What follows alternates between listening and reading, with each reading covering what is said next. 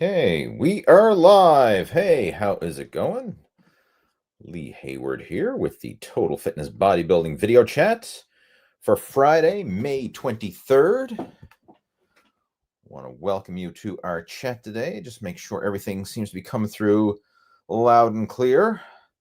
Things seem to be working fine on my end. I always want to do that check first when you're doing a live stream to make sure. So if you are looking to burn fat, build muscle, and get in your best shape, then you've come to the right place, because this is your opportunity now to have a heart-to-heart conversation and a chat where we can really focus on answering your questions about fitness and nutrition. So as you're popping onto the live stream here now, if you have any questions that you would like to discuss related to fitness, nutrition, building muscle, losing fat, any of those topics, feel free to type those into our Q&A there. So if you're watching over on YouTube, there's going to be a live chat window to the side. You can type in there and just let me know any questions that you have or topics of discussion you would like to have covered. And if you're watching through Facebook, because we are streaming through the Total Fitness Bodybuilding Facebook page as well, you can post your questions in the comment section below the video, and that'll come through as well. All right, we've got Lee joining in. He says this is coming through loud and clear. Appreciate it, Lee. always nice to know, right? It usually does, but hey, there's been times when it has not come through loud and clear. Something hasn't worked properly, if you will. All right, so just hang out here for a few minutes. Let some people pop onto our live stream. And as you're popping onto the live stream here today, feel free to introduce yourself. Let me know where you are tuning in from, what part of the world you are joining, because it's always interesting to see. We have people mostly from North America, but we do get folks from Europe, from Australia, from different parts of the globe. So if you're joining in, let us know where you are joining in from. All right. And if this is your first time joining into a live Q&A, welcome. Nice to have new people joining in as well. All right. So while I'm waiting for people to pop in their questions and topics of discussion, I have one that was actually sent in last week. It was in a reply that was after we did our last live Q&A, one that I did not get around to answering during the show, but someone posted it up there and wanted me to address it in advance. So I'm going to do it here. So that's something you can do. If you want to reach out to me, like if maybe, for example, you can't tune into our live Q&A, but there's questions that you would like to submit in advance, then you can certainly do that, either by sending me an email. You can even post comments below these videos as well. And that's what this one was actually a comment to our last live Q&A. And this one was sent in from Mike. And Mike says, that he has a question for your next live Q&A, if I may. I said, yes, Mike, you certainly can. He was asking about fast digesting carbohydrates. And he says that right now he doesn't have any fast digesting carbohydrates in the house to go with his protein, with his post-workout meal. And he was saying if he chooses a complex carbohydrate source, such as oatmeal, which is a slower digesting, is that a big deal or detrimental in comparison to having fast digesting carbohydrates post-workout? And I thought that was a great question, and one that's certainly worthy of discussing, because there's a lot of confusion relating to the whole post-workout window, if you will, the whole post-workout anabolic window, which years ago, when I was getting, I guess in my heyday of bodybuilding training in the early 90s especially, the whole idea of having fast absorbing carbohydrates post-workout and fast absorbing protein within that anabolic window was preached, and supplement companies really marketed that, promoting these post-workout drinks and supplements. And they really had a lot of folks brainwashed into thinking that if you didn't consume your post-workout shake within 32 seconds after your last set and last rep of an exercise, then that workout was going to go to waste and you weren't going to make any gains. And that's just not the case, right? It's not that precise of a science, and it's not that critical to have rapidly absorbing simple carbohydrates post-workout.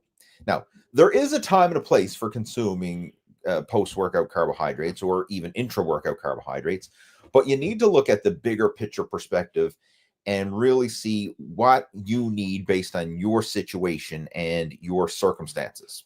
So I'm going to kind of put things in context here.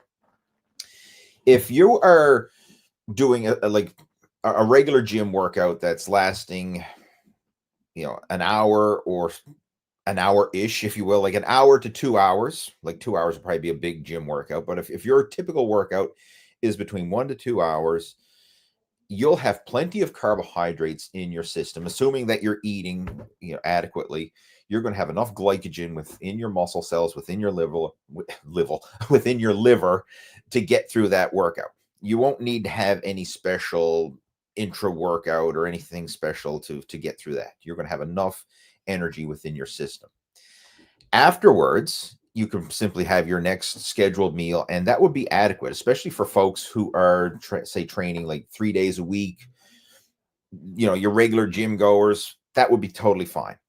Where you would need rapidly absorbing post-workout carbohydrates or even intra-workout carbohydrates is if you're really pushing the limits with your training. So think of like an athlete who is probably doing say like a strength training or conditioning workout in the morning, and then they have sports practice in the afternoon. If that's the case and you're doing like multiple sessions a day and you're really pushing the limits, having that rapidly absorbing carbohydrates after a workout is going to help you to replenish your glycogen stores rapidly so that you will have adequate energy for the next session. But if you're only doing a single session a day, maybe only doing 3 workouts a week or something along those lines, your regular meals are going to be plenty to top up your glycogen stores. And the analogy I like to use when it comes to explaining how this works is the race car analogy. And those of you who've been around for a while, you've probably heard me say this before, but it's worth repeating because it's a good analogy to really drive home the whole idea of sports nutrition, especially when it comes to pre, intra, and post-workout nutrition. When it comes to racing, race cars, you think of like you got like Formula One or NASCAR or something like that. When they pull into pit lane, they have high-speed fuel pumps to get the fuel into the car as fast as possible. I mean, they've got a pit crew of trained professionals who can change a set of tires in the matter of seconds, and do whatever maintenance needs to be done to the car in terms of fuel, tires, stuff like that, as rapidly as possible so that they can get back out onto the racetrack in as little time as possible, because every second they waste in pit lane, fueling up, changing tires, or doing whatever, that's time that they're losing out on the racetrack.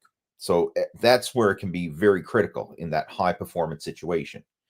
But when you're driving your daily driver and you pull into the gas station to fill up, does it matter how many seconds it takes to fill up your car? Or for that matter, how many minutes it takes to fill up your car? Is it really that big a deal? Probably not. I mean, sure, nobody wants to waste all day at the gas station, but if it takes you 2 minutes, or if it takes you 5 minutes, or heck, if it even took you 10 minutes, I mean, in the greater scheme of things, is that really going to have any impact? No, it's not going to have any impact at all. Whereas if someone's in a racing situation, every second they waste is potentially going to cost them positions in the race. And the same applies when it comes to nutrition. If you are a high performance athlete, having that precision timing with your nutrition can make a big difference, especially if you're doing prolonged athletic events, say like an endurance athlete who's doing a marathon or a triathlon or an Ironman or long distance cycling or something along those lines, where they're really pushing for prolonged durations and they need to have rapidly absorbing carbohydrates intra-workout in order to keep their energy levels topped up. Because if they don't have that intra-workout carbohydrate, they're going to run out of glycogen and they're going to bonk, which is basically when you have low blood sugar, you run out of stored glycogen, and it's just like a car running out of gas. That's the kind of sensation you feel. I mean, you could be going through your workout feeling strong and feeling good, and then all of a sudden it's just like, whoom, the energy just drops off a cliff. Like there's nothing left in the tank and your performance suffers. So in order to prevent that from happening, you need to have that rapidly absorbing carbohydrate. But again, for short workouts or for people who are only working out a few times a week, you don't need to worry about it, because just your regular meals and even the slower digesting complex carbohydrates, that will get absorbed into your system and be plenty to replenish your glycogen stores in time for your next workout. So it's a good topic for sure, and one that there's a lot of confusion around it, because I know some guys are out there thinking, well, I need to have my, rapidly absorbing simple carbohydrates, and I need to have my energy drinks and my energy gels and all this stuff. And unless you're in a position where you can actually utilize that, it's just a waste, right? Just the same as, you going out and buying a high speed fuel pump to pump gas into your daily driver. It's useless, right? Because who cares if it takes you, 5 seconds to fill up your car if it takes you 5 minutes? It's not really going to make a big difference either way. It's not going to affect the performance of your car, and it's not going to affect your daily commute back and forth to work, right? So you got to look at it for the situation that you're in. And me personally, for my regular gym workouts, I don't do any special post-workout nutrition or anything like that. Just regular meals is fine. The only time I have special nutrition needs, and this is usually intra-workout, is when I'm doing long distance endurance events, like long distance cycling and stuff, where I need to keep that energy topped up. But for regular gym workouts, just my regular meals is more than enough. All right, who else we got joining in? Let's see. We've got several people popping onto our live stream here now. We got Jason joining in, regular. Welcome, Jason. Glad to have you joining in. We've got Robert joining in. Robert's got a question there, so we'll just jump right into it. It says, how can I assess reps in reserve while training at various percentages of my 1 rep max on compound lifts? Some ranges suggest 1 reps, others suggest 3. How can I improve my ability to determine how many reps I have left? Great question, and that's going to vary daily. All right, first off, it's a theory. All right, your reps in reserve and your 1 rep max and all that, it's an educated guess at best, because just because you hit a certain number, like let's just say you bench pressed 225 pounds, that was your 1 rep max bench. That doesn't mean every single day, every single workout, you can go in there and bench 225 or whatever your max happens to be. I'm just using this as an example. That's what you hit one time at that ideal situation. But you might go in the gym the next day and you might be extra tired and you're not even get anywhere near that 1 rep max. You may have had a poor night's sleep the night before, and that's draining your energy and you're nowhere near. Or maybe you're feeling sore from the previous workout and still fatigued, so you're not going to be able to lift the same. And vice versa, you might have had a great night's sleep, feeling well rested, well recovered, and go in there and then crush your 1 rep max and actually set a new 1 rep max. So your strength is always fluctuating. Like, it's not stationary. It's not like, hey, I can bench 200 pounds and that's my number and I'm always going to bench 200 pounds, right? It's an educated guess, right? It's going to go up and down and it's going to vary. I mean, the goal is we want to strive to hit new personal bests, but realize it's a moving target. So to guess your reps in reserve, that's a moving target as well. It's just an educated guess. So what you go by your perceived effort, and how you'll know is when you're doing the exercise itself. Once you become in tune with your body, you can kind of get a gauge of, when you're doing an exercise. Let's just say it is the bench press, like you're repping it out and all of a sudden you're like, man, I might have one more in the tank, and you're grinding it out and you say, okay, I locked this one out, but if I try for another, it's a good likelihood I'm getting stapled to the bench. Right? The next rep isn't going up, at least not going up without a spot. That's how you would know, right? So it's just a guess. It's a feeling. So if you're following a program and it has a suggestion of, you leave 3 reps in reserve, it just means you're not going to go to 100%. You're not going to go 10 out of 10 effort. You're probably going to go an 8 or a 9 out of 10 effort, somewhere like that. Like, you're leaving a little bit of buffer room. You're leaving reps in reserve, meaning that you can, in the back of your mind, hey, if I had to, I could grind out another rep or 2, but I'm not going to do it. I'm going to rack the weight and leave some reps in reserve. That's all that means, right? So don't overthink it or get tangled up in the weeds trying to, how am I going to calculate this and what's the percentages and breaking out the calculator, and it's a moving target. It's a feeling, right? That's what it is. So don't overthink this stuff, right? Yeah, hopefully that helps. Who else we got? We've got Ian joining in. welcome Ian. Says Lee, hope you're well. I suffer with I'm hoping I'm pronouncing this right. Diastasis recti, which causes a bulging in the center of my abs when doing crunches and sit-ups. Please, can you suggest some safer alternatives? All right, the whole bulging thing, I know what you're talking about. Like sometimes you can actually see some pictures. If you go on Google and actually search for that, you'll see sometimes there's a gap in the abdominals, like the six pack, if you will, is not all lined up like six bricks. There's a gap, there's a bulge in the middle there, and there's probably a space in between the abdominal muscles, and you can actually see that. It could be caused from numerous things. Like, I mean, if somebody had a lot of weight gain, they probably stretched it. Sometimes it's a genetic thing. Who knows? I mean, I don't know exactly what caused it in your situation, but it shouldn't affect you from doing exercises. Even though it may seem to bulge a little bit, you should still be able to do some exercises with that. Like I know some of my coaching students have had that, but they're still training their core and they're still in the gym doing regular lifts, squats and deadlifts and heavy big lifts. It should not affect it. I mean, unless it's causing some pain or discomfort or there's some other issues going on. But that alone shouldn't hinder you from doing the movements. Now, if you're unsure, go talk to your doctor. In fact, that's what I would recommend anyway. Like I'm not a doctor. Even this is just me giving some general advice here, right? But I mean, if you're unsure of this or you need some clarification in your situation, go explain to your doctor the situation. I mean, the doctor probably already knows because you've been diagnosed with this, but explain, hey, I'm going to the gym and exercising. Is it safe for me to do these exercises based on my situation? And just kind of get their feedback about it. But I'm just speaking from general terms of people who I've known who have had this. They very often can still train and work out in the gym without any real setbacks, right? So it's just something you're going to have to play it by ear based on your situation. I mean, I know it's not nice when you have issues like that, but it shouldn't actually affect the exercises themselves. All right. We have Art joining in. Welcome, Art. Glad to have you joining.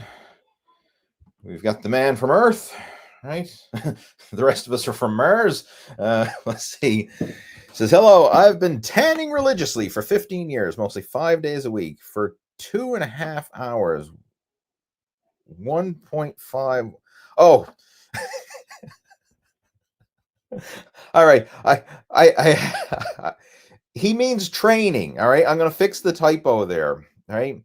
When you said I've been tanning religiously for 15 years, I was visualizing someone like laying out on the beach, skin browned up like shoe leather or something like that. It's tanning religiously 5 days a week for 2.5 hours. I'm like, man, you got flesh on you like an old leather boot, right? Like that. I mean, I know this is a side topic here, but I remember when sometimes we go on family vacations to places down south and stuff, and you see people who are the sun worshipers, right? Especially those who are in their 60s and 70s and beyond. And I mean, the skin is like literally just like shoe leather, right? Just dried out and browned up from, decades in the sun. Anyway, let's get back to the question.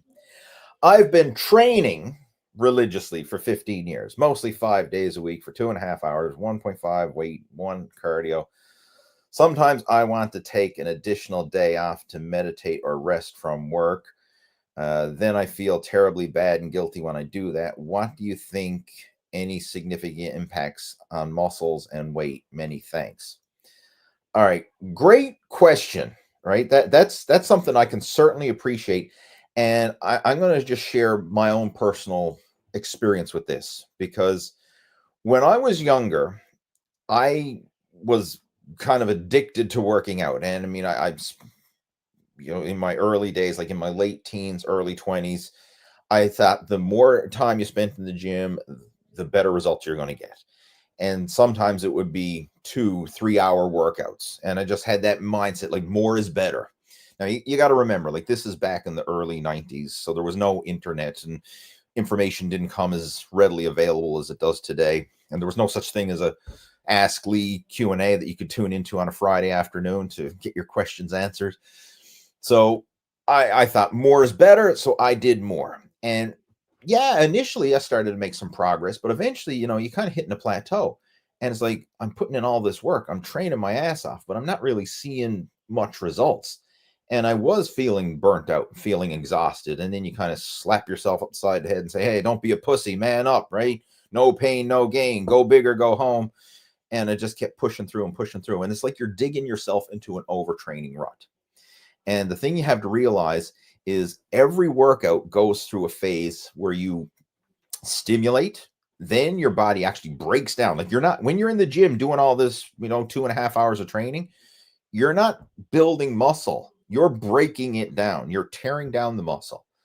And it's that tearing down, breaking down the muscle is what triggers the stimulus for you to recover and grow. But if you don't give yourself adequate time between workouts to allow that recovery and growth process, then you're just kind of digging yourself into a rut. And that's what ended up happening to me, is I dug myself into a rut where I was in the gym training 2-3 hours a day, trying to do it 6 days a week or 7 days a week, just push it day after day after day. And I wasn't getting any results. And then finally, I just sharing my challenges and frustrations with some more experienced bodybuilders that I met at the gym. And they told me to cut it in half. Instead of trying to work out every day and doing these 3-hour workouts, cut it in half. Work out every other day. Keep it to an hour and a half max. And I did that. I literally slashed my workouts in half. And instead of striving for every day, every other day. And instantly I started making gains. I made the best gains of my life by cutting back my workouts to every other day. And sure, that initial transition, I was like, oh my God, I'm going to become skinny and scrawny, and I'm going to become weak. And oh geez, like I started to freak out. But I said, all right, I'm going to trust you guys. You guys are bigger and more advanced than I am. So I trusted them. And lo and behold, within the first couple of weeks of doing that, I started to feel better. And then my lift started to go up. And what I found was happening is, instead of approaching each workout feeling burnt out and exhausted and tired, I was approaching each workout feeling strong and recovered and energized and actually able to push myself and make gains. And I made the best gains of my life by switching to every other day and doing shorter workouts. So in your situation, if you've been doing this for 15 years, pushing yourself 2.5 hour long workouts, and you feel like, you're feeling like you need the extra rest, you probably need the extra rest. So I would scale back the volume, and I would scale back the frequency.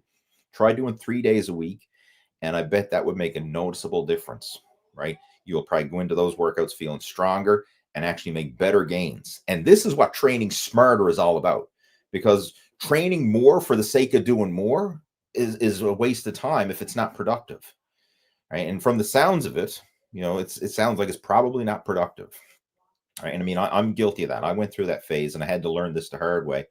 But by allowing your body to actually rest, recover, and grow, and you need the adequate time to rest, recover, and grow, that's when you make your best gains. If you just train, stimulate, tear down the muscle, and you skip the recovery and the growth process because you're in the gym training again before you've actually recovered and grown, you're just digging yourself into a rut, right? You're not actually reaping the results. So you need to allow that full cycle: rest, recover, grow, rest, recover, grow after every workout. All right, who else we got joining in? We've got Michael joining us. Welcome to the video chat. We've got David joining in. Hope you're well. Protein shakes. Oh, old school in the early 90s. Damn weight gain shat. Well said. All right. What else we got there? AJ saying, I've been watching your videos for years. I'm a big fan. I just wanted to say I appreciate your straight to the point, no gimmick advice on fitness. Shout out from New Jersey. I appreciate that, AJ. Thank you for sharing that. Much appreciated. Let's see what else we got. And if you do have any questions, post them in. Be more than happy to have a chat. What else we got? Neil's joining in. Neil's a regular to our video chats. Says, Lee, my left shoulder is fine now after an injury, but I can't vertical and horizontal press with full range of motion. Pain when going low. No problem at all with pulls. Do I need mobility and strengthening exercises now, or should I wait until pain clears? That's quite common. You're not alone with that. Shoulder injuries and pressing movements, whether that's overhead presses, chest presses, any angle, whether it's incline, flat, decline, you name it. That's quite common. And I actually have some coaching students now who are going through this, shoulder rehab process. What I would recommend in that situation, focus more on the pulling exercises. That's certainly going to help. Like, that's going to help to balance everything out. And very often, a lot of times, the root cause of shoulder injuries, besides simply lifting beyond your means and training too hard and actually injuring it, it's having an imbalance between the pressing and the pulling. Because a lot of guys, especially novice lifters, they end up doing way more pressing than pulling. Because you think like the bench press is an ego exercise, and how many guys you see going into the gym, how much can you bench? And they're trying to do bench presses. Or even if you're going back to the old days of training, like in high school gym class, what are you doing? You're doing push-ups and stuff like that. So you're always doing press. How often are people doing rows, right? How often are people actually working the back of the body? Not very often. And the general novice mistake for most people is they work the show-off muscles. They say, I want chest, I want arms, and I want abs. So those are the muscles that they train, and they end up neglecting the back. They neglect the legs. They neglect all those small muscles, like the rear delts, that are going to help to keep things in balance and proportion. So in your case, while you're going through this recovery process, prioritize the pulling, prioritize rowing, rear delts, upper back work, especially if you can do so pain-free. Prioritize that. And then when it comes to the pressing stuff, just go through the motions with it. Even if this means doing very light machine exercise, like light chest presses or light shoulder presses.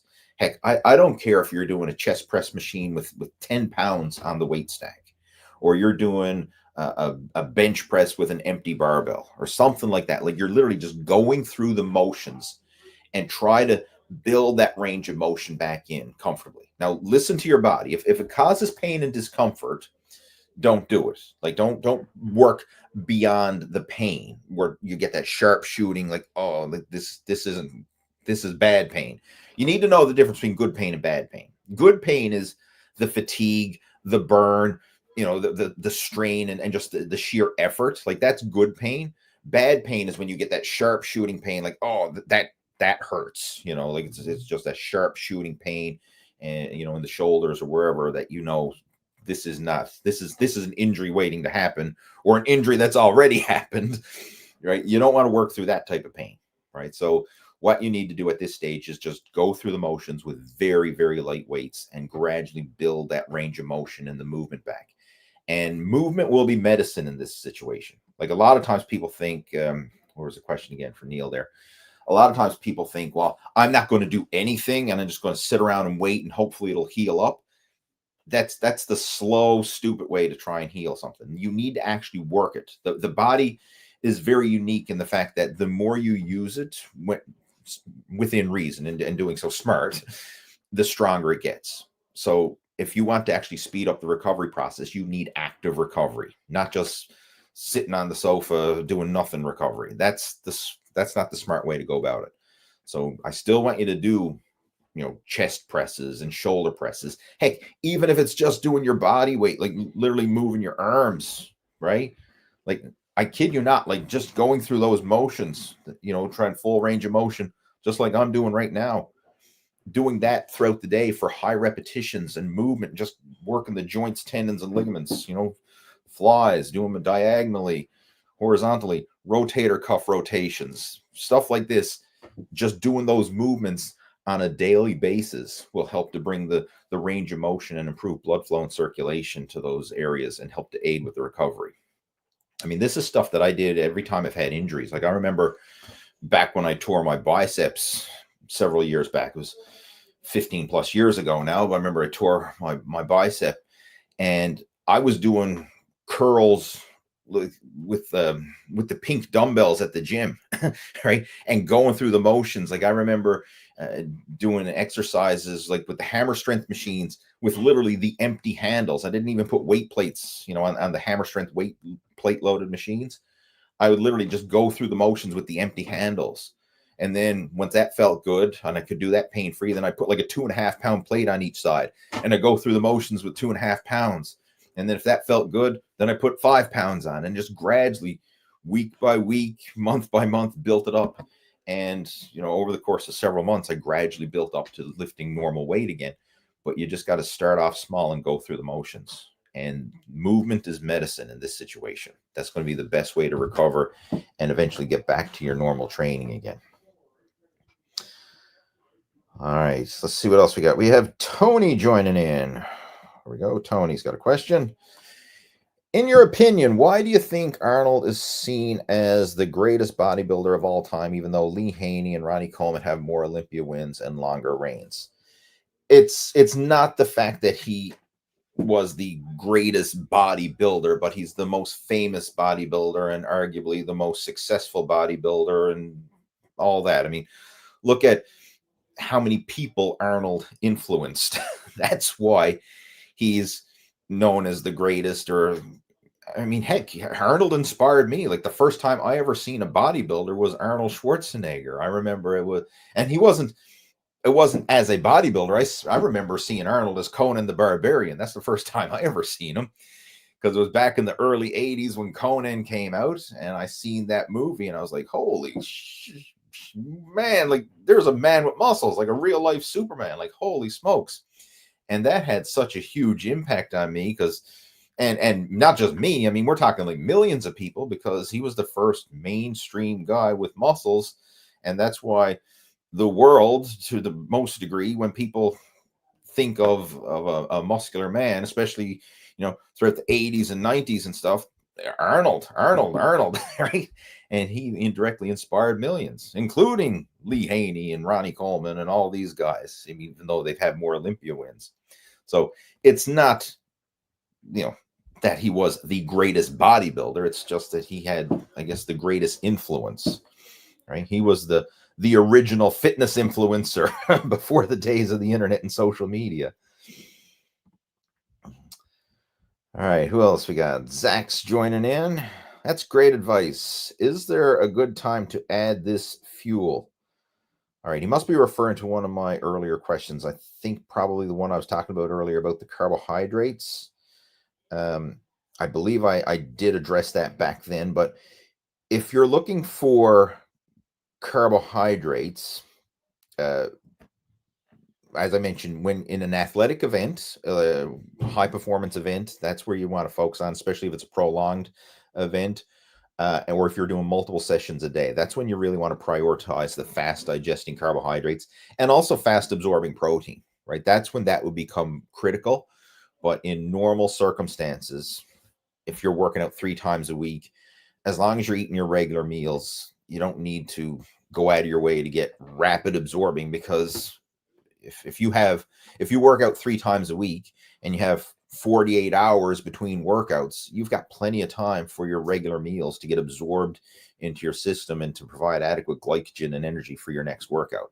It's only when you're doing either prolonged sessions and you need intra-workout nutrition, or if you're doing back-to-back sessions. Like I say, you got a training session in the morning and then a practice in the afternoon, or you're doing double day sessions or something like that. That's when you need to have rapidly absorbing nutrition in the form of rapidly absorbing carbs, rapidly absorbing protein, in order to fuel and recover for that next session.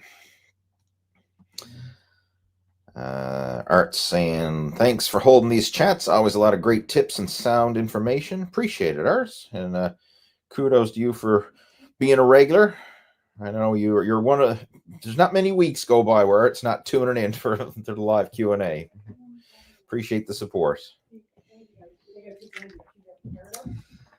Jason saying, hello, Lee. One of my friends is highly dedicated to the gym and can easily put on mass, but has difficulty losing weight while maintaining proportions and lean mass, although with calories significantly reduced. What do you recommend in this case? All right, great question, and I think there's a lot of people can relate to this, and it has to do with your genetics, right? I know some people say genetics don't play a role or whatever, but they do. And there are three key body types, right? We have the ectomorph, which is basically the tall, skinny person, or the naturally thin person, not necessarily tall, but a naturally thin person, naturally skinny. On the other extreme, you've got the endomorph, naturally heavy set.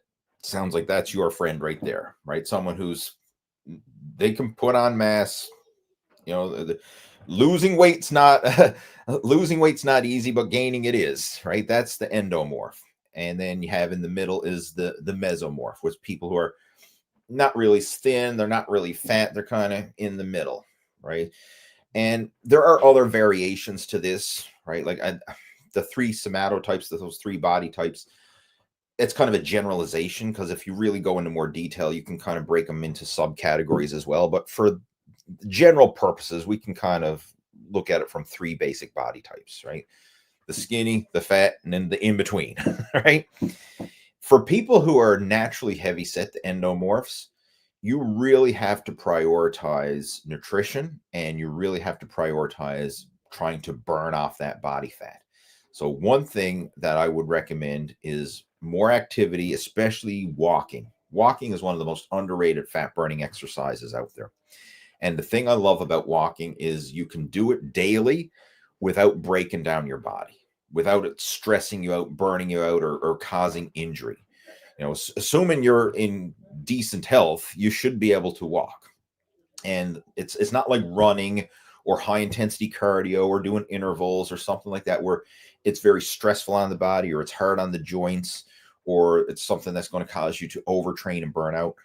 Walking is something you can do and you actually feel good after the walk. Like if you go out and run sprints or you do high intensity interval or just do high intensity cardio and at all, you feel exhausted afterwards. But you go for a walk, it's like it's movement, you're burning calories, you're burning fat, but you don't feel beat up afterwards. So you can still do a weight training workout or other activities and still feel good. So I would recommend for anybody who really wants to prioritize weight loss, adding in extra walking along with your exercise, meaning your weight training or whatever it is you're doing, it's going to go a long way. And in my situation, like when I was dieting for bodybuilding shows, my go-to was a minimum of an hour of walking a day. I did that religiously. If I needed to push the fat loss even further, I would do more. But my baseline minimum, I always strive to do an hour of walking a day. Right. So that's what I would recommend for your friend who's having difficulty losing weight. And when it comes to those calories, we really need to get focused on the calories because a common mistake that I see with a lot of people who struggle with their weight is they go very low calorie, like very low carb, very low calorie, and they diet super strict, super strict, super strict. And they might be strict for a week or two or a few weeks in a row, but because they're so strict, they can't sustain it long term and they actually start to feel extra hungry and deprived and depleted. And then that leads to binge eating. And they usually don't tell people about the binge eating. But I'm going to share this for the benefit of everyone listening. The food you eat in private shows in public. Right? I'm going to say that again.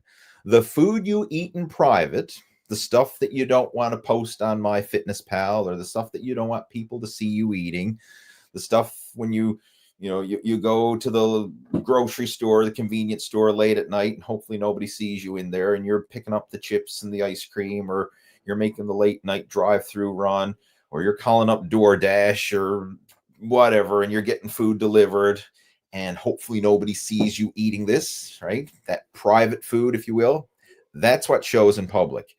And I know so many people, like I'm coaching students. I mean, this is what I do for a living, is coaching people. And I see this all the time is they're, oh, I'm eating 1,500 calories a day. I don't know why I'm not losing weight. It's not the days you're eating your 1,500 calories that's causing you the problems. It's you're eating 1,500 calories maybe 5 days of the week, and then you're binge eating on the weekends, or however it is. Like your diet super strict, super strict, super strict for so many days, or maybe even a couple weeks, and then you go binge eat and then you try to pretend, oh, that didn't matter, and then you go back to you don't count that one, right? Like this is one that I used to see all the time with my coaching students. I still do, right? Is they're showing me like their nutrition logs. Like, let's say they're tracking through MyFitnessPal, and I'll see, 1,500 calories day after day after day. And then all of a sudden there'll be a gap of 3 or 4 days where there's nothing logged. And then it starts back 1,500 calories, right? Whatever. And then I'll say, okay, what happened on those days where there was nothing logged? Like, did you really not eat anything? And then they're like, oh, well, something happened, family dinner, get together. I wasn't sure the calories and macros, so I didn't enter it in. And then, when the truth comes out, they flat out were binge eating on those days and were so embarrassed that they didn't want to log it, right? That's what happens. So the key to overcoming that is not to diet so strict and try and starve yourself, but to actually eat enough that you're nourishing your body on the cellular level. And so instead of trying to have like 1,000 calorie a day diet or whatever, this extremely low calories, eat enough so that you're satiated and you can actually fuel and nourish your body. And when you're eating more, especially protein and veggies and good complex carbohydrates and healthy fats and foods that are going to fill and nourish your body, then you're less likely to go off the rails and find yourself elbows deep into the Pringles can, or scraping the bottom of the bucket of ice cream, or making the late night drive-through run, or whatever. You're less likely to make those nutritional detours of things that you're going to regret later if you're filling yourself up on good food.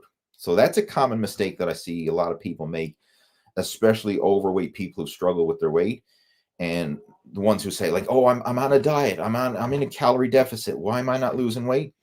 It's not because of the days you're in the calorie deficit. And in fact, it could be because you're in such an aggressive calorie deficit, it's causing you to binge eat later on, right? So we want to be in a very slight deficit, like maybe a 10% deficit to start with, and just try and bump up your activity levels and focus on burning more, eating more, and doing so in a sustainable fashion. And even though it's a slower fat loss process, it's a sustainable one. And slow is fast in this situation, because if you can have slow, steady progress week after week, month after month, and ultimately even year after year, that's going to lead to your long-term goals versus trying to crash diet for a few weeks, not being able to sustain it, and then binge eat and gain it all back again. Right. So that's the big problem with this. And a lot of times, and what I just explained here, like, this is stuff that we go into great detail within the whole Muscle After 40 program, because that's what the guys are struggling with. So if your friend would like some help with this, a customized program along with a structured plan and accountability and support, tell them to reach out. Be more than happy to have a chat and a conversation and see if they'd be a good fit to come on board with our advanced coaching program. All right, what else we got there?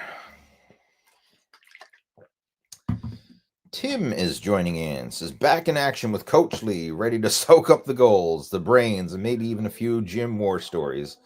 Let's get this flex session started. Appreciate it, buddy.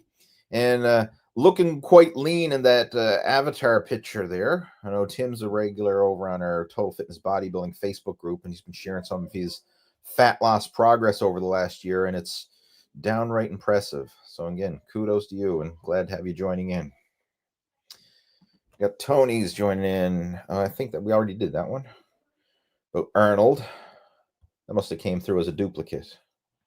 Yeah, I think it did. Okay, that's fine. Khalid's joining in. Glad to see you, Coach. What's the best cardio for fat loss? We actually already addressed that in the previous question there, but walking. Honestly, I know it's so simple, but walking is truly, in my opinion, the best cardio for fat loss. And I'm actually going to unpack that a bit more detail here, because a lot of times people say, well, walking, you're not really burning a lot of calories through walking. Like, you would burn more calories if you were running, or you burn more calories if you were swimming, or high intensity intervals, or whatever. And that's true. You would burn more calories with higher intensity cardio. Absolutely. But the problem is, the higher the intensity, the more it's breaking down your body, the more it's going to actually stimulate your appetite and make you want to eat more. And that can cancel out the calorie burn, because let's just say you go and you do high intensity intervals and running and really killing yourself with hard cardio, you're more likely to overeat afterwards. Whereas if you just do some gentle cardio, i.e. walking, it doesn't disrupt your pattern as much. Like, it doesn't exhaust the body.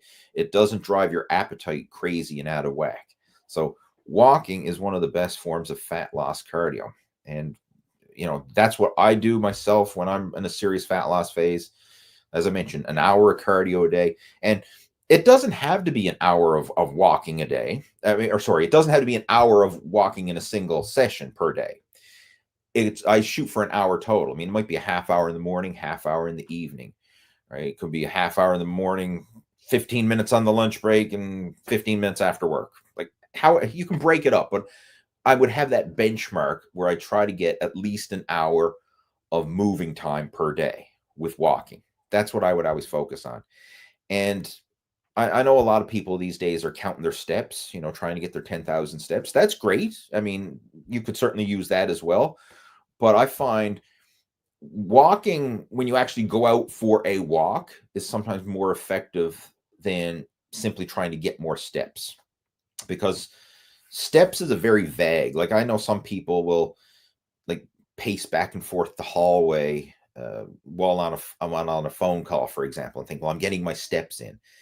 Yes, it's moving, and sure, it's better than sitting on your duff, but it's not the same as if you're actually out moving with a purpose, right? Like, moving with a purpose, like literally getting outside and going for a brisk walk, is going to activate is a different level of activation. It's going to get more calorie burning and actually more benefit than just randomly pacing back and forth, or sometimes you see people like having a walking desk, like the little treadmill under their desk where they're shuffling their feet. Yes, it don't get me wrong. I mean, it's better than nothing, and it's certainly more calories burned than sitting on your duff, as I mentioned. But if you're doing that in place of actually getting outside and going for a walk, it's not the same, right? Even though the step count might be up, it's not a step count with a purpose, if you will. It's kind of like a step count that's just shuffling your feet, right? So when you're going for your walks, get out for a brisk walk. Like, I mean, it's not to the point where you're exhausting yourself, but you still should get your heart rate elevated, probably even break a light sweat, but you're doing so at just a brisk pace where it feels invigorating, but not exhausting. It's kind of like in that sweet spot where you're working hard enough that, yeah, your heart rate's getting elevated and you're out for a walk, but it's not draining. It's not like going for a run where you're feeling the aches and the pains and the exhaustion and you're literally out of breath and heart rate pounding through your chest. Like, you don't want to be doing cardio at that high intensity, because it's not sustainable and it's going to take away from the recovery from your weight training and other forms of exercise. But walking is that sweet spot where it's intense enough to burn fat, but it's still sustainable. All right, who else we got joining in? Let's see. AJ saying, I've been doing total body training 3 times a week, Monday, Wednesday, Friday. I really like it for the flexibility with my schedule, but I don't feel a pump anymore when lifting. Is that normal? Yes, to a degree, it's going to be. And I'm going to just unpack that as well. When you're doing total body, you're not directly focusing on a specific muscle group. So like if you went in and did chest day or back day or arm day or leg day or whatever, you had a body part that you focus all your energy on that day, you're going to get a lot more fatigue in that individual muscle group, and you're going to get more of a pump in that individual muscle group. Whereas if you space it out over a total body, you're not going to get that accumulated lactic acid and blood in just one specific area. It's going to be distributed over the course of the total body, because that's what you're training. But that's fine, right? Like, again, you have to look at what it is you're training and what fits your schedule, right? If 3 days a week fits your schedule and you like that flexibility, you can still make great progress with that. And personally, I like the total body workout splits at this stage of the game. Now, back in the day, I did body part splits, especially when I was in the gym training more frequently. But I personally like 3 days a week, total body. I find that works really well for me at this stage of the game. Right? And it's not right or wrong, good or bad. It's just different, right? It depends on you, your goals at this stage, and what fits your schedule. And total body workouts fit my schedule much better these days. Now, if I was training for bodybuilding or I had certain body parts that I was really trying to prioritize, I would probably do some specific body part workouts for those, which is what I used to do when I was competing. But now total body is fine, right? So you have to just make your own decision based on what's going to be ideal for you in your situation. But the whole idea of not really getting an intense pump in any one area, yeah, that's quite normal, because again, you're instead of concentrating all your work on one body part, you're spacing it out over all the muscle groups. Now, that doesn't mean you're not making progress, because you can still stimulate muscle growth without having that pump, right? You can still train in a progressive overload fashion. You can still make the progress, but you're not just going to feel that tightness and lactic acid burn in that one targeted area. What else we got there? David's joining in. Says, do you have a favorite pre-workout? I'm debating starting one, or I was going to bring a banana to the gym for some energy. I'm losing energy after 45 minutes into my workout. All right. There's pre-workout could be pre-workout in terms of a pre-workout meal to actually give you real physical energy, or it could be pre-workout as in caffeine / stimulants to give you artificial, I feel the buzz energy, if you will. So for me, if I want a caffeinated energy, if you will, for a cup of coffee, just a cup of black coffee is my pre-workout of choice for caffeine energy. I have tried the pre-workout, the various ones. I've tried a bunch of them over the years, and what I found is a lot of them are overkill. At least for me, I find like they're very high in caffeine, and some of them goes even as high as like 500 milligrams of caffeine per serving, which is just like mind blown. Like that's more than you should consume in the course of a day, condensed into a single drink, right? Like it's just overkill in my opinion. And when I have that, it's just like I'm on jitters, right? I don't like the feeling of having that much caffeine in the system, and I find it's overkill.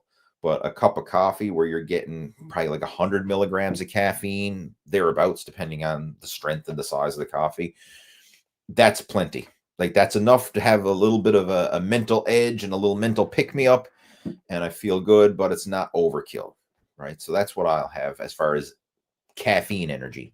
Now, as far as actual calorie energy, food energy, I like to have a meal at least an hour before I go to the gym, right? So it depends, like if you're how your day is structured, but ideally you want to have a solid meal an hour before that has some protein and carbohydrates, and preferably something that's going to be easily absorbed and easily digested.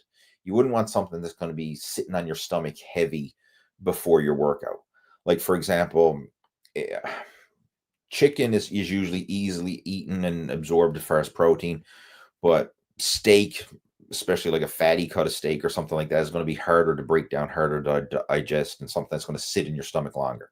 So like I wouldn't have a big steak, before going to the gym, because I find they'd just be sitting in my stomach. But I might have something like maybe chicken and rice or something like that, which is easy to digest, and so that would be an ideal pre-workout meal for me.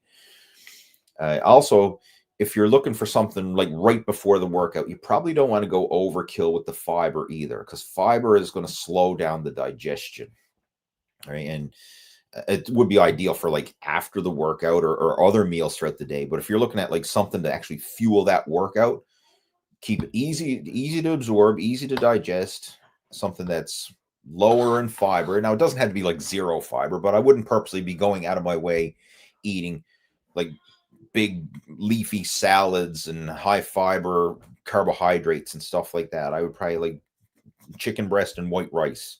Something like that would be an ideal pre-workout meal. Or for me this morning, I worked out after breakfast. I had a bowl of oatmeal with some protein powder for breakfast, right? Like that was easy to digest, wasn't heavy or sitting on my stomach. Fast absorbing protein, easy to digest carbohydrates. And I found that was plenty. Had that about an hour before I went to the gym. So something along those lines can help. And if you really want something quick, like even a protein shake and a piece of fruit, like you mentioned, thinking about a banana. Yeah, I mean, if you're like doing an afternoon workout, for example, like on your way to the gym, like have a protein shake and a banana. I mean, that might be enough just to give you that little bit of energy so that you're not hungry and you're not going low blood sugar during the workout, but it's not something that's going to be sitting heavy on your stomach and causing you to feel heavy and sluggish and burpy and gassy, right? You don't want that during your workout. So those would be some ideas there that you could certainly try to implement, especially if you are feeling low energy. And you have to decide what kind of low energy is it? Is it low energy in terms of like you're just physically tired? Because if that's the case, trying to improve sleep habits and all that kind of stuff could certainly help. But in the short term, caffeine can certainly be used in moderation, and some pre-workout carbohydrates and some fast absorbing protein can be utilized for sure. One thing I found is I'm not a fan of training on an empty stomach. I have done it in the past with the goal of, okay, if you train on an empty stomach, you're going to tap into burning more stored body fat and whatever. It, you can argue whether or not that is the case, but I find if I have food in my system, like I say, I have a pre-workout meal about an hour before I go to the gym, I'm able to train harder and get through that workout with more energy, where I can push myself harder, lift heavier, have better work capacity. And I find that allows to increase the quality of the workouts a lot more than going in there and trying to do it on an empty stomach. Right, so if you are feeling low energy in the gym and you are training on an empty stomach, consider having a pre-workout meal and see how that makes a difference. Thanks for answering my question. Should I keep the same calorie intake during days off or reduce it? Less carbs, maybe. That really depends on your goal. If your goal is fat loss, yeah, you could certainly eat less carbs on the days you're less active. If your goal is to gain mass, I'd probably keep it high because you want to be in that slight calorie surplus. So this is something you can adjust depending on your goal and your natural tendencies. Like if you're on the lean side and you're trying to fill up your frame with muscle, keep the calories high, right? If you're on the pudgy side and you're trying to trim off that body fat, I would actually adjust the calorie intake based on your activity. So on the days you burn more, eat more. On the days you burn less, eat less. And the biggest variable, of course, would be your carbohydrates, because even on your non-high activity days, you still want to get your protein, you still want to get veggies, you still want to get some healthy fats in there. Like you still want to have the nutrient dense foods that are going to nourish the body on the cellular level. The carbs are like the wild card that you would eat more or less of depending on activity levels. So you pretty much answered your own question there, but yeah, that's a way to do it if your goal is fat loss, right? And again, if the goal is gaining mass, I'd probably keep it high or reasonably high, all the time so that you're in that surplus.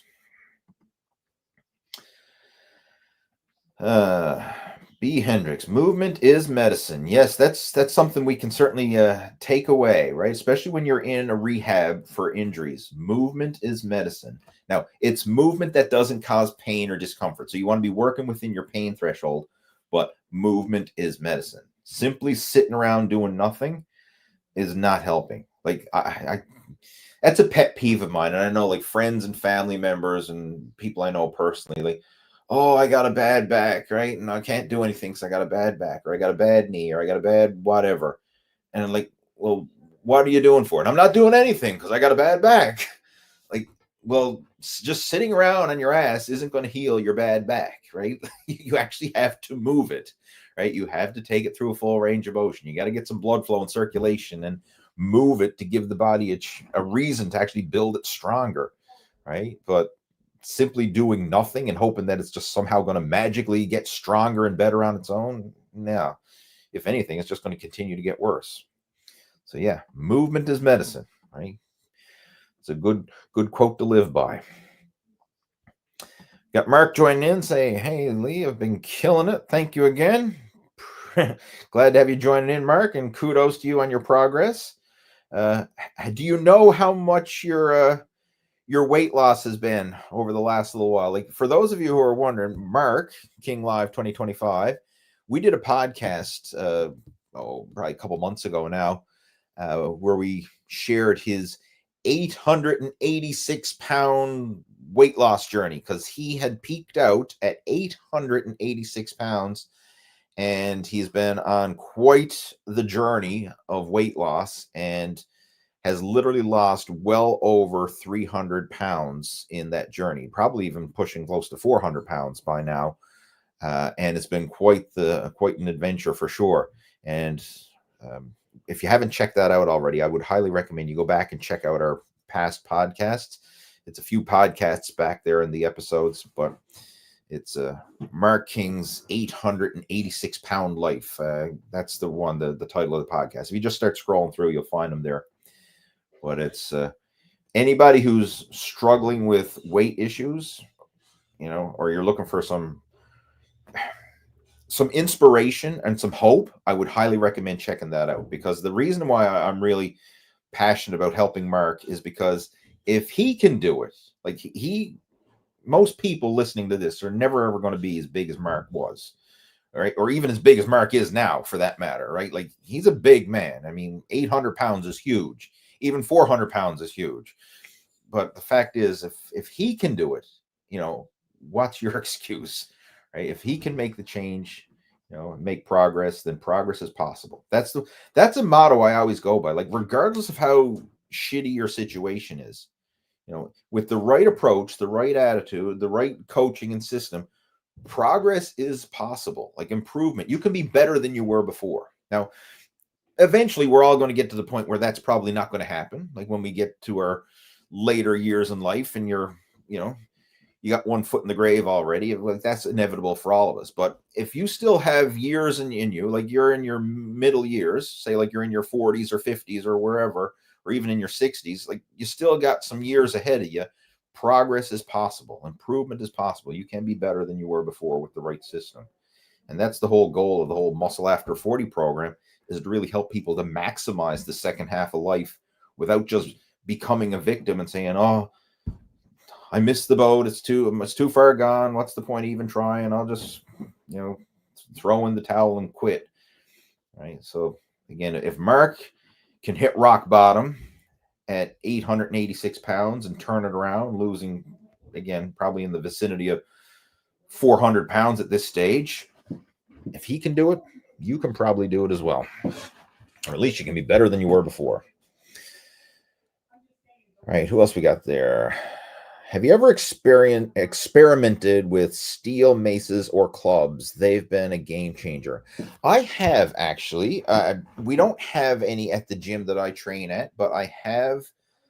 It was last year. I was at a fitness seminar in Toronto, and I met a gentleman who specializes in mace training. That's his specialty. He was a fitness coach, and his whole program is geared about training with a mace. And I've never used a mace until that time, and I don't have a lot of experience with it, but I went through a workout with him, and I got to say, I was very humbled and surprised by how such a simple tool can be so effective and versatile. One thing that I have been utilizing a lot in my own training lately is a lot of kettlebell work. Now, I know kettlebells and maces and clubs, they're similar but different, right? But I can appreciate it. I got to say, like, I have the appreciation for it now, where it's something that I've never utilized. But yeah, there's such a versatile tool. Like, there's so much things that you can do with maces and clubs and even kettlebells that you don't really get with machines and barbells and dumbbells in a traditional gym setting. So it's just a nice way to have a good, well-rounded program. And again, if you're utilizing them, I mean, absolutely, it can be a game changer, especially from a mobility, functional movement, getting like flow. And it's a very different style of training versus barbells, dumbbells, and machines, that you typically do in the gym. Yeah, for sure. Let's see what else we got there. We have Mark joining in. Doesn't the body change energy sources based on the intensity of your workout? Great question. That was supposed to be a question mark, not a exclamation. Don't matter. I know it's a question. Does the body change energy sources based on the intensity? To a degree, but you're always going to burn you're always going to burn a ratio of carbohydrates and fat for energy. Those are your primary energy sources. And then as you're breaking down the muscle tissue, you're going to be breaking down like amino acids. So you're always breaking down protein, carbs, and fat. But generally speaking, the higher the intensity, you're going to be utilizing more sugar, more carbohydrates, glycogen. The lower intensity, you're going to be utilizing a bit more fat, but you're always burning both. Like even if you do low intensity cardio, you're still burning mostly glycogen, carbohydrates. You are burning some fat because it is a lower intensity. The higher the intensity, you're going to be burning a higher percentage of carbohydrates, i.e. glycogen, and a lower percentage of fat, but you're still burning both. The ratios do change a little bit, but it's not like, okay, I'm only burning glycogen, or I'm only burning body fat, or you're burning a combination, right? And then as the muscles get broken down, you're breaking down the muscle tissue as well. So if you're looking to replenish your energy, especially like during, say, like a long bike ride, for example, you want to have protein and carbohydrates. And for me, what I do is when I'm mixing up my bottles, right, I'll get like my bottles that I'll take with me. I'll put carbohydrate powder, and I'll put amino acid powder, and I'll put electrolytes, and I'll sip that during my bike rides. And I can tell you're a bike rider, Mark, because you're wearing a cycling jersey and a helmet there in your avatar picture. So if you're doing long duration bike rides, that's something that you can do, and mix up essential amino acids and carbohydrate powder in with your bottles. And that's a great way to, as you're hydrating yourself, you're also fueling and nourishing as well. And then if you're doing extra long rides or extra hard rides, you can actually take in extra nutrition as well, either in the form of like energy bars, gels, or something along that to top it up. So for me, if I'm doing like a hard day on the bike, I'll have the carb powder and the amino acids and electrolytes in my bottles, but usually every hour I'll also have like a Cliff Bar to give me some extra energy, some extra carbohydrates and some extra protein that way. And this is something you don't see a lot of endurance athletes consuming amino acids and protein powder. Like they kind of think, oh, amino acids and protein powder, that's for the bodybuilders. I don't want to bulk up and get too big, so I'm not going to consume protein. But you need that for the recovery. And ironically, endurance athletes actually break down protein at a faster rate than bodybuilders and strength athletes. Like that long duration endurance work, long distance cycling, running, triathlon, whatever, that long duration, you're constantly breaking down the body. And pound for pound, they actually have higher protein demands than bodybuilders do. But a lot of times they're not consuming it because of fear of, oh, I don't want to bulk up and get too big. I want to keep my weight down. So the whole what's the ratio? Power to weight ratio. That's what I'm trying to say, right? They want to keep their weight down so that they can hopefully, be more efficient. But you need that protein and the amino acids to aid with the recovery. And when you're looking at like a lot of high level endurance athletes now, they're catching on to this and realizing that protein is actually important. It's not just about slamming back carbohydrates. We need the protein to help the recovery process.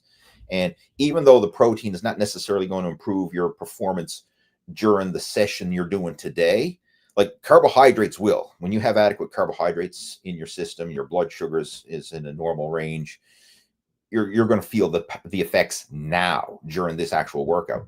But the protein is going to help to build and repair the muscle tissue, so you'll feel stronger for the next session, the day after, and in the days ahead. So protein is being proactive to help recover and rebuild the body so you feel stronger in the future. Carbohydrates are actually nourishing and energizing your body right now, but you want to have both of it in there so that you're optimizing the whole process. Right? That's a pet peeve of mine and a big mistake you see in the endurance world, whereas a lot of endurance athletes are anti-protein, thinking I don't need that because I'll just become big and muscle bound, which is bullshit. Right? That's nobody accidentally built too much muscle on their frame, right? Just didn't happen, right? So protein is actually more important from an endurance athlete point of view than it is from a strength athlete point of view. And I mean, there's been studies done on that, right? They compare how much your body breaks down protein doing strength training and how much your body breaks down protein during endurance. You break down greater percentage during endurance sports than you do through strength sports. All right, where are we to? Holy shit, look at the time. We've been doing this for an hour and a half, or sorry, an hour and 10 minutes. Wow. I always promise an hour and I end up over delivering. I'll answer a couple more and then we're going to get ready to close this up. Peter's joining in.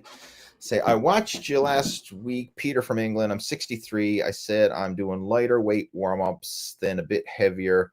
Never smoked or drank, but my stomach is a bit big. How can I get a slim waist? Well, kudos to you for working out. Kudos to you for not smoking and drinking. Those are two big things. As far as the stomach and slimming down, that's going to come down to nutrition. I mean, you can have the healthy habits of not smoking and not drinking, which that's huge, right? I mean, again, pat yourself on the back. That's awesome. Working out consistently, that's awesome. The next step now is we need to dial in your nutrition.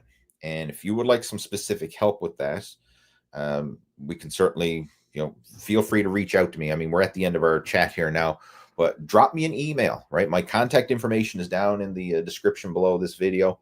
Feel free to reach out to me and we can chat and discuss, your situation, your goals, whatever, and see if we can map out an action plan that'll help you to trim down that midsection while filling out your frame with lean muscle and achieving a body recomposition. Let's see, what other question here? We've got Boris joining in.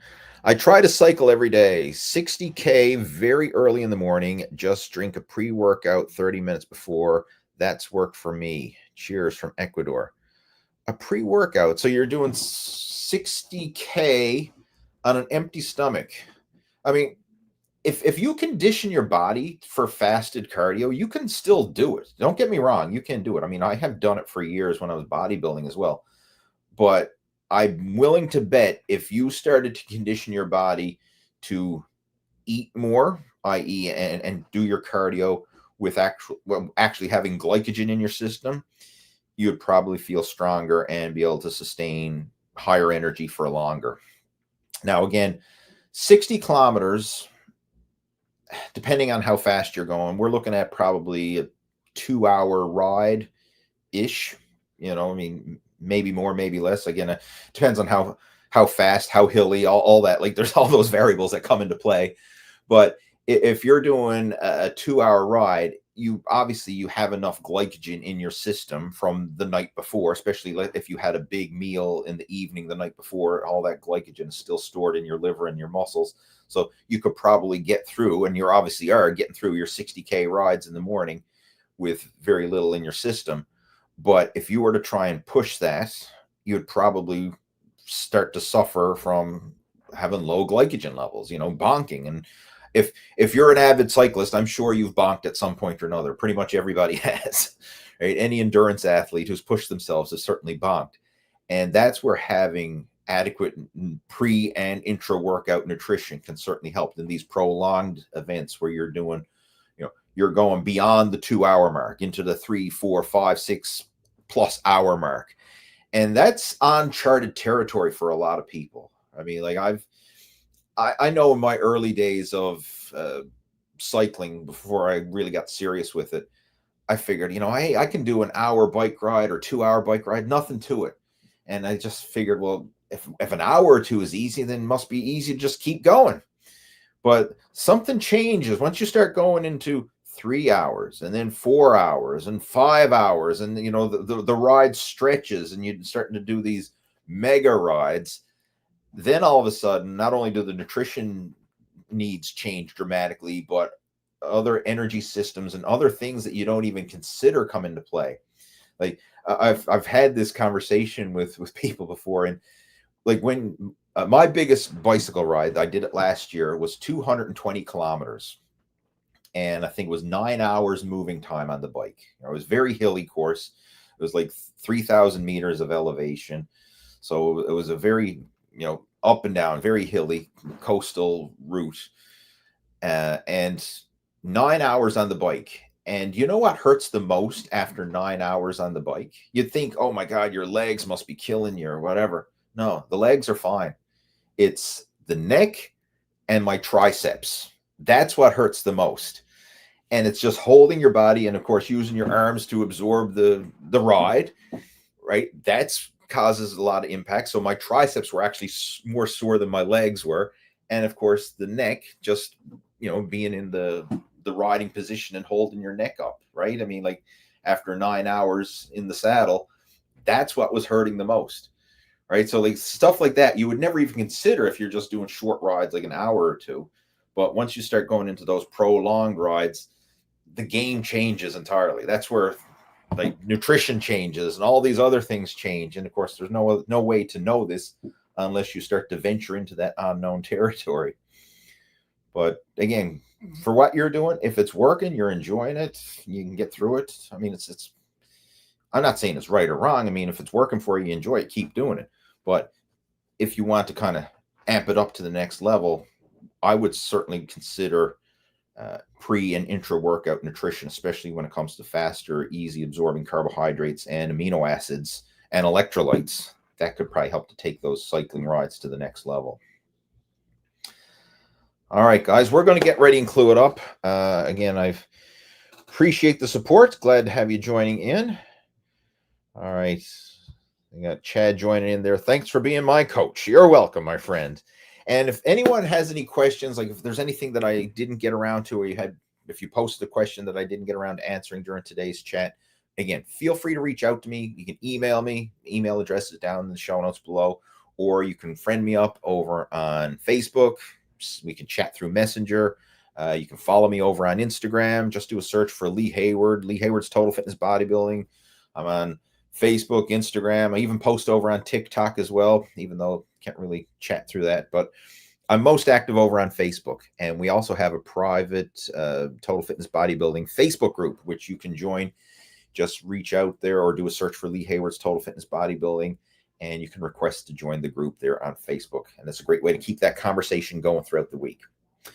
All right, guys, I'm going to clue it up. Have yourself a fantastic day and a fantastic weekend, and I look forward to chatting to you next Friday.